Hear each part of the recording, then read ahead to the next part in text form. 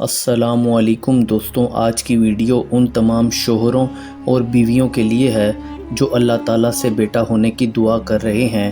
ہر ماں باپ کا دل یہ چاہتا ہے کہ ان کی اولاد ہو، اور اگر کسی کا دل چاہتا ہے کہ اسے بیٹا نصیب ہو تو قرآنی اور روحانی طور پر اس کے لیے کچھ مجرب اور حلال وظائف موجود ہیں۔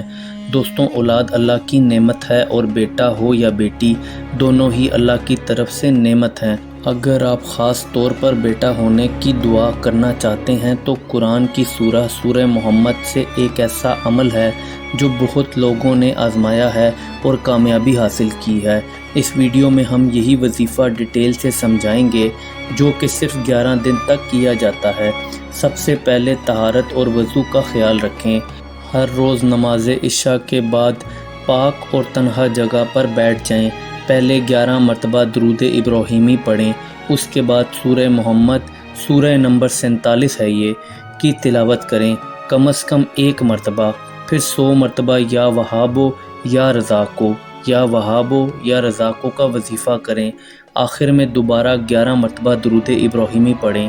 یہ وظیفہ 11 دن تک روزانہ کیا جائے۔ ہر دن وظیفہ کے بعد اللہ تعالیٰ سے پوری توجہ اور یقین کے ساتھ دعا کریں کہ وہ آپ کو نیک اور صالح بیٹا نصیب کرے۔ آپ کی نیت صاف ہونی چاہیے، کسی کا حق نہ مارا ہو، رزق حلال ہو۔ حرام کی کمائی روحانی اثرات کو کمزور کرتی ہے۔ وظیفہ کرنے والے شخص یا تو میاں یا بیوی میں سے کوئی بھی ہو سکتا ہے۔ اگر عورت حیض میں ہو تو وہ صرف دعا کریں، وظیفہ نہ کریں۔